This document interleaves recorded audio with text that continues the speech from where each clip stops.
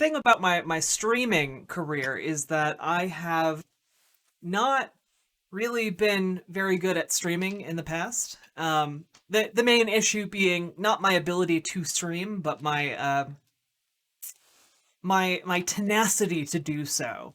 Mostly because I don't enjoy necessarily gaming on stream all that much. I prefer not having a gaming performance, you know. But the other aspect of it is that I really enjoy talking about politics. I really enjoy arguing and trying to, make the case for a better world, you know? Um, and so like that's kind of my goal with this here stream, and I'm trying to be consistent and stream every weeknight. So far I've been successful except for one technological snafu. And we've been going strong for about a month now. I'm pretty excited.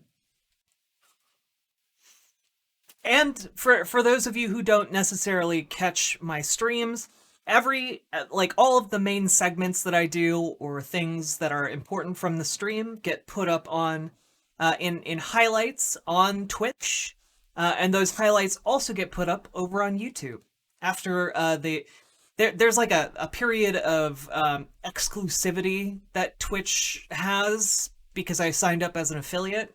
So there has to be, I think, like 24 hours before I can upload them to YouTube. So there is a bit of a gap there. Twitch politics is 80% communist. My dude, I don't know where you are, but like the the demographics do not break down that way on the internet, I'm afraid. Most of the major commentators on online are conservative. Like the major bastions of conservatism online dwarf those of leftists. Um, I think, Wagonator, your issue is that you mostly conflate like mainstream news outlets with like, um, communist news outlets. You like lump them all together.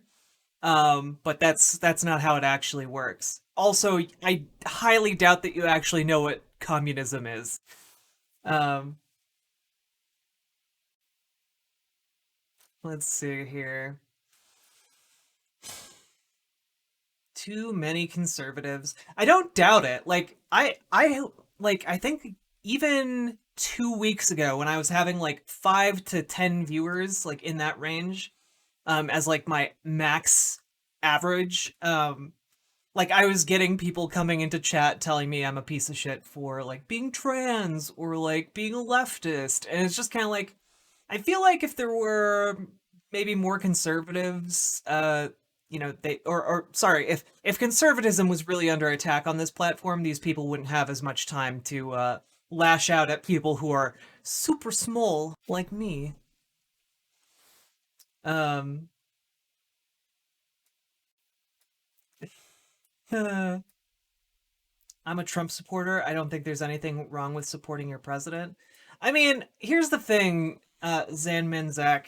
I tend to my position on Trump is that he is a fascist and embraces fascist rhetoric, and we've gone over that on this channel many a time. We've gone over Umberto Eco's 14 Points of Fascism. I've been thinking about trying to read, oh gosh, what's his name? Let me look it up real quick so I can. Fash. America. Book.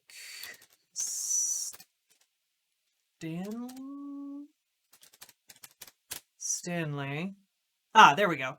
I've been thinking of trying to read How Fascism Works by Jason Stanley, specifically for a more in-depth look on what American fascism looks like.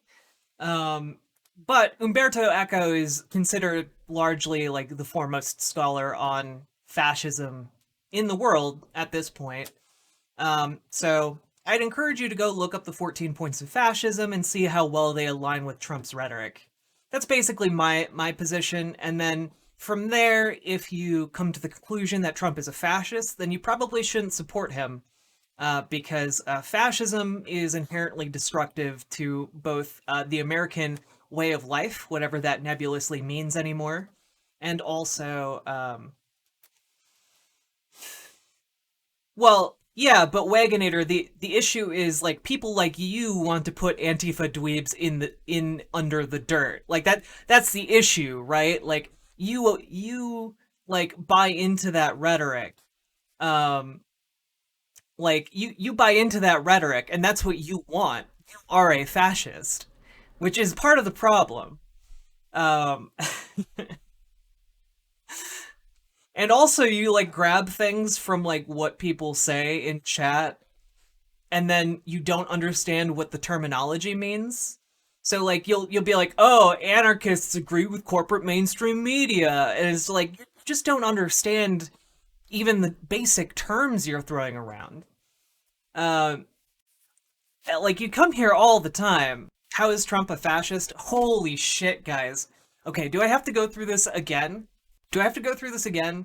Because like part of my plan for reading the Jason Stanley work was so that I could go through it again, but in a different way that would make it more interesting. So it's not just me every single time you guys come into chat being like, "Oh, how is I don't get it. How is Trump a fascist?" And then I have to go through the 14 ways that Trump's ideology aligns with fascism, and then you guys still go, "Oh, I don't get it," because you don't take the time to just Google it yourselves. It's available for free online. Like, I don't understand how you can just constantly miss it. Like, here, I will put it on screen. We will go over it very quickly together. Uh, Different opinions are allowed here. Dist- Distrifo. Different opinions are allowed. It's just we need to be able to be polite to each other because at a certain point, if you're like advocating genocide or advocating like for slavery, positions like that, I am just going to ban you because frankly, I have to put the concerns and well-being of my community before any of your colorful opinions. So Trump is like Hitler. Look, I'll get through it, okay? Why is the Supreme Court bad now? We will get to that, but first I need to answer the questions that have been rolling around in my chat trying to derail me. And we will get there soon enough, my friend. Umberto Eco 14 points. There we go. Look at that. It's the first result. I can't believe I'm indulging you guys like this and doing this again. I can't believe it. But I'm gonna do it because I love you guys, okay? I love you guys and I hate fascism and I will talk as long as I need to in order to let you know that fascists are bad and that you should oppose them, okay? Do do do do. All right. Oh, my chat is gone. Uno momento. Por favoro. Why did I have it on this screen? That's weird. All right. All right. Look, I didn't say Trump was like Hitler. I said Trump is a fascist, okay? Um, and so they are similar in that they are both fascists, but the way that that manifests is very different because of the differences in the time and place and the environmental factors that make it possible to be a fascist. All right, here we go. Cracking my knuckles. We're doing this again, I guess. Um, let's see. While Eco is firm in claiming there is only one Nazism, he says the fascist game can be played in many forms, and the name of the game does not change. Eco reduces the qualities of what he calls fascism or eternal fascism down to 14 typical features. These features, writes the novelist and semiotician, cannot be organized into a system. Many of them contradict each other and are also typical of the kinds of despotism or fanaticism. but it is enough that one of them be present to allow fascism to coagulate around it.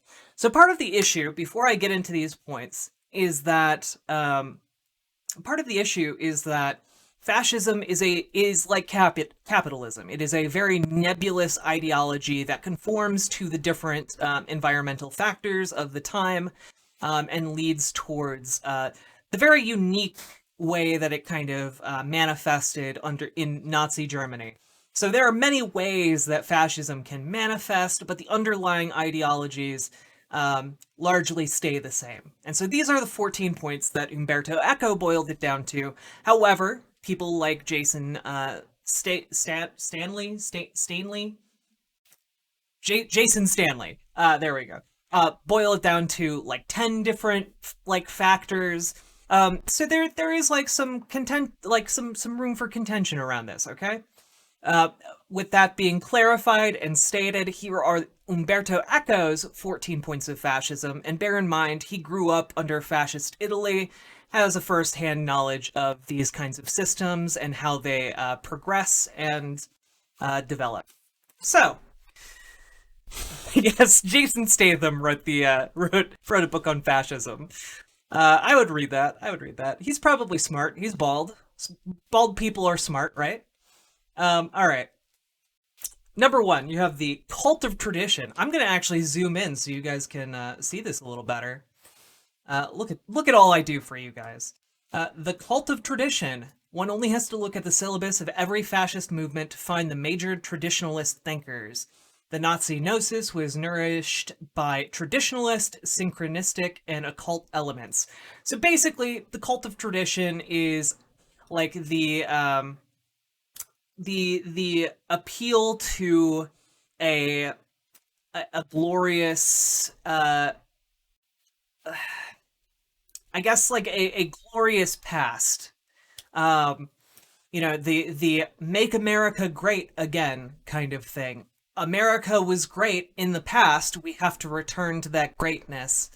But the issue is that it is and always has been a lie. It is a myth. And so the idea that we can return to this state of being that we can't actually return to, like that we can't literally time travel back to the 1950s, and even if we did, we would find that there are a lot of problems in 1950s society.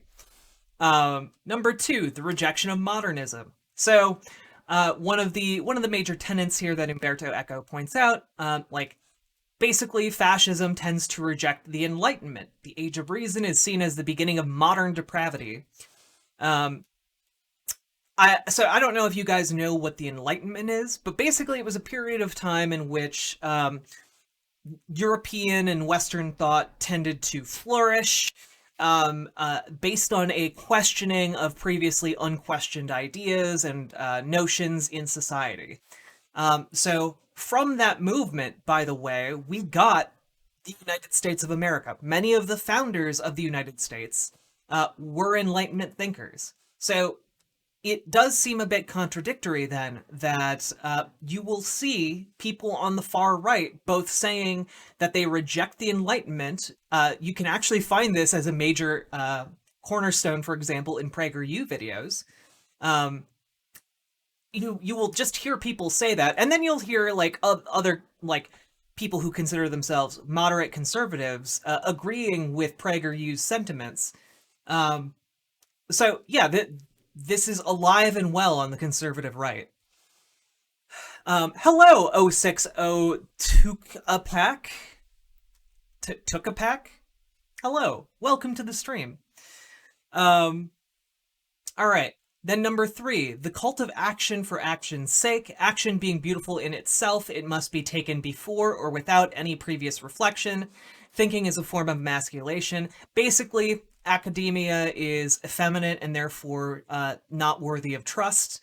Because also one of the elements of fascism is heavily based in old ideas of masculinity and what it means to be a man. So if people are really kind of embracing this anti-academic, anti-intellectualism, that is, in fact, falling into this third category. Number 4, disagreement is treason. The critical spirit makes distinctions, and to distinguish is a sign of modernism. In modern culture, the scientific community praises disagreement as a way to improve knowledge. So, this is another aspect here of fascism that you can very clearly see in the Trump administration. Anyone who even moderately disagrees with Donald Trump is considered an enemy. He will go out and tell people what a loser they are, how much how they're such a big failure, even if like just the day before he's been talking about how wonderful they are. Anyone who he perceives to wrong him, he will lash out against or try and exercise from his administration entirely. Remember how Jeff Sessions was one of his greatest supporters until Jeff Sessions drew the line on the Comey investigation, and Donald Trump got rid of him, and now he has Bill Barr. And number 5, fear of difference. Which, do I really have to spell this one out for you if you're a Trump supporter? Like, there is nothing Trump supporters or Donald Trump fearmongers against more than people who are non-white coming into the country. Like, just listen to his rhetoric from any of his speeches, any of his public appearances. He will talk about the brown people flooding across our southern border. And here's the thing. If you actually look at the science, undocumented immigrants are a net benefit to our economy. They improve the wages of the communities that they go into. They pay taxes. They do in fact pay taxes.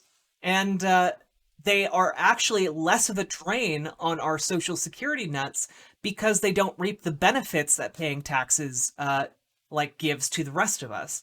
So undocumented immigrants actually benefit the United States' economy quite a bit. And a lot of the fear-mongering around them is around highly publicized cases, and those cases are largely publicized to fuel this fear-mongering that has long served the Republican Party. All right.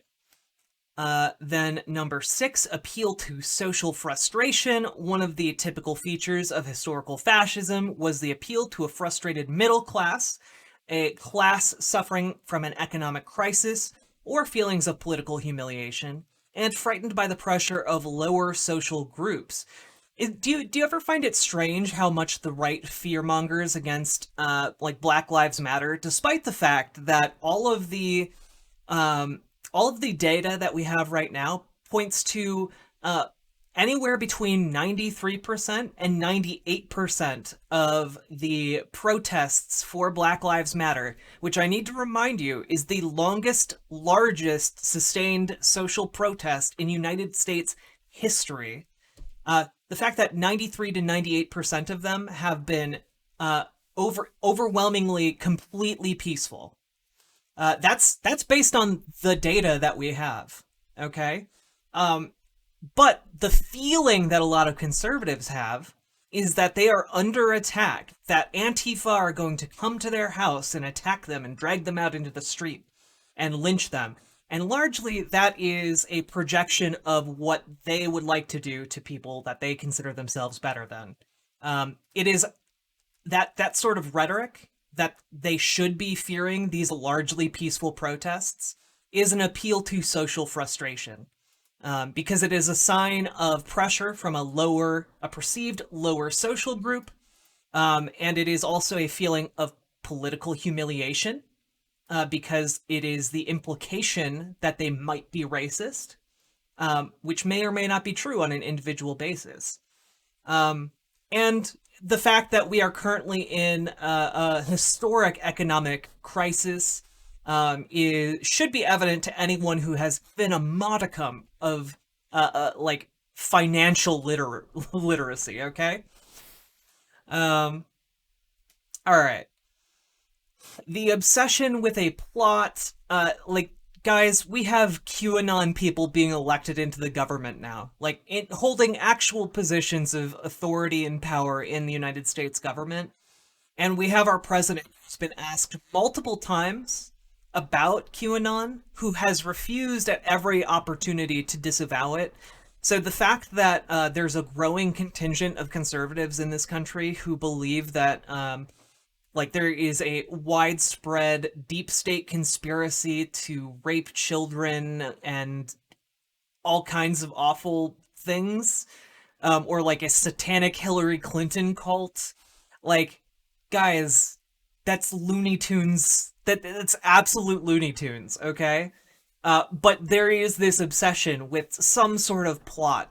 And you can find this even among people who consider themselves moderate conservatives who don't believe in QAnon or don't even know what QAnon is.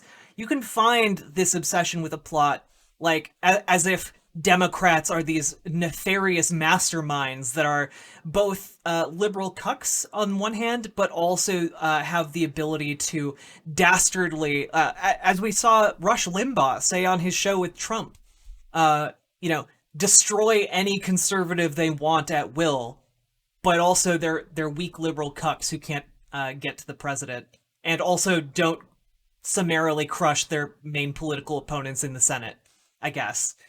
You know, but whatever, there's a secret plot, according to conservatives. Then number 8, the enemy is both strong and weak. We also just touched on that with the obsession of a plot. By continuous shifting of rhetorical focus, the enemies are both at the same time too strong and too weak. You can literally hear Trump do this, like, almost every time he talks, guys. Pacifism is trafficking with the enemy. Basically, if you are trying to, you know, take a non-violent position, you are aiding and abetting the enemy. I feel like this is pretty emblematic of where conservatives have largely shifted over the Trump years, farther to the right as a large political movement. Now, if you're even like moderately liberal, like, guys, I hate to break it to you, any of the conservatives who are watching right now, but Joe Biden is not a communist or a socialist by any stretch of the imagination. He is a very old school kind of liberal guy, okay? Like, you're talking about a guy who voted for segregation. I I don't know how else to really emphasize to you how much he is not a socialist or a communist, and neither are any of his policies. Um, so I don't. I'm telling you this as an open socialist myself.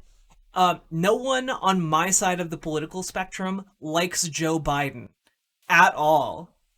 Um, all right.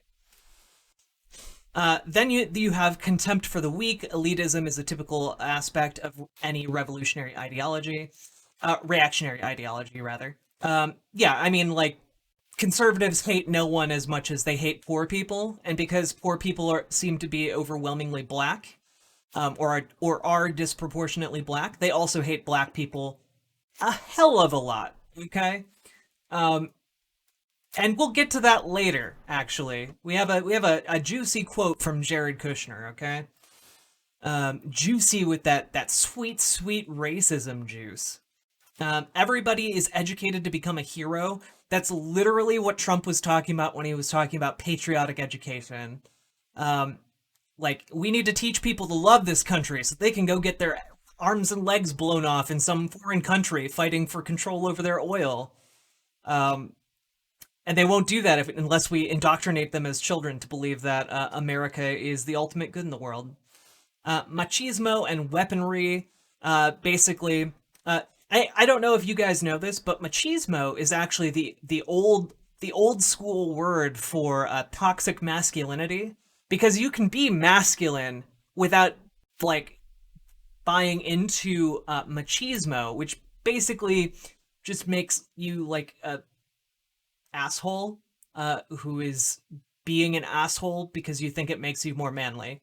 Um, And machismo implies both disdain for women and intolerance and condemnation of non-standard sexual habits, from chastity to homosexuality. So basically, you gotta fuck women if you're a man, and you gotta fuck them hard. And if you don't, well, there's something wrong with you, you know? And also, it's manly to commit violence. So, yeah, I mean, basically, this is the whole movement on the right that's like, you're a pussy if you don't know what an AR-15 is. Like, okay. Selective populism. This is basically the kind of stuff that Trump would do when he's talking about, like, how or like just outright saying like he didn't do anything about the coronavirus because he thought it would overwhelmingly affect democratic states. Um, he's willing to do his populist rhetoric, or sorry, he's willing to enact his populist policies for people who support him, but not for people who don't support him, even if they're his fellow countrymen, even if they are people who exist in America and are American citizens. And then fascism speaks newspeak. Listen to Trump talk. Basically, newspeak is impoverished vocabulary and elementary syntax in order to limit the instruments of complex or critical reasoning. Uh, bigly, bigly. You got Donald Trump barely coherent with his newspeak. And you can actually see it over time, like spreading into the general population, and it sucks. It makes people sound like complete and utter morons, and that actually serves a purpose within fascism. So, those are the 14 points of fascism. I just went over it for you guys again out of the benevolence of my own heart, and pointed out to you how each of these, in some way, correlates to Trump slash the modern conservative movement. I did it again for you guys. So I don't know what else you want from me, okay?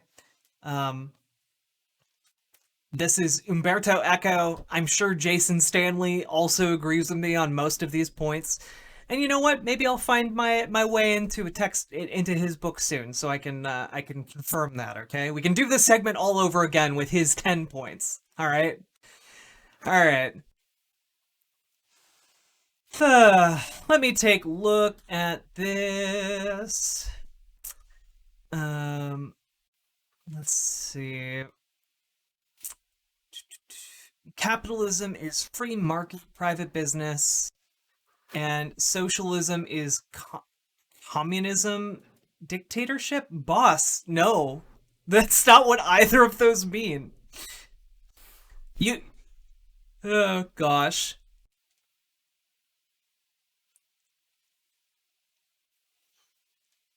we got Chappas. What? All right. I don't know what is happening here, but I'm just gonna ban some people. There we go. Um, right now. All right. Bye. There we go. I don't know. Man,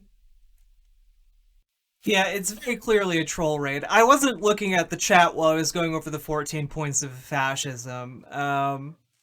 But yeah. Boss, no, capitalism isn't just free market. Uh,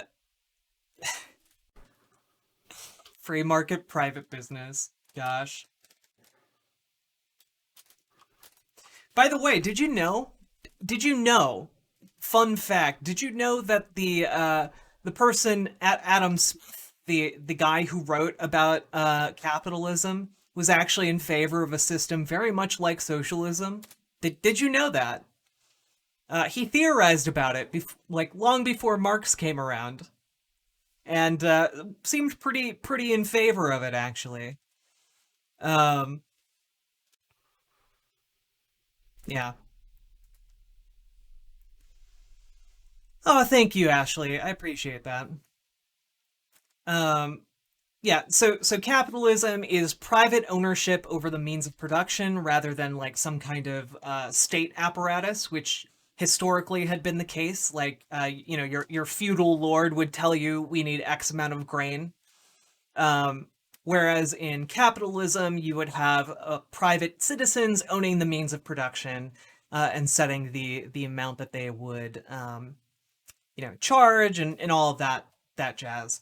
And then you have socialism, which is workers owning the means of production, which is basically workers collectively coming together in their workplace and collectively owning that workplace and being able to dictate their own conditions and the terms of um, their working conditions and so on and so forth. Um, so it's not super complicated. And then when you go to communism, basically communism is distinct from socialism in that socialism has both the collective ownership of the means of production via workers, and then you have the decommodification of certain resources, if not all resources, and then under communism, you have the dissolution of the state, which, by the way, doesn't mean that you don't have a government. It's a bit more complicated than that. But we don't have to go into that because I think that we are, as a global society, so far away from being able to achieve communism that it's something that I would theorize is probably not like possible within like the next couple hundred years. We have to spend some time getting to socialism first. You know, so like when it comes to socialism, I advocate for incremental change that would get us to a point where I would consider us socialist. And I think that a lot of those incremental changes can actually be backed up by science and data that we already have to make a society that looks very much like the one we already have, but is more ethical, kinder to people, and gives everyone a fair shot at success, rather than what we have now, where success is largely dictated by the circumstances of your birth, which is pretty antithetical, I think, to the American dream. Um, I expect anarchism before America turns to communism. Well, done randomly, I would suggest that if America turns to anarchism before we get to communism, it's probably going to be like the Mad Max kind of anarchism, and I would like to avoid that if possible. Oh, well, this isn't how I thought I was going to start out this stream. Um, but again, I have been very generous with you people explaining the 14 points of fascism. I think this is like the third, fourth, or fifth time, somewhere in there.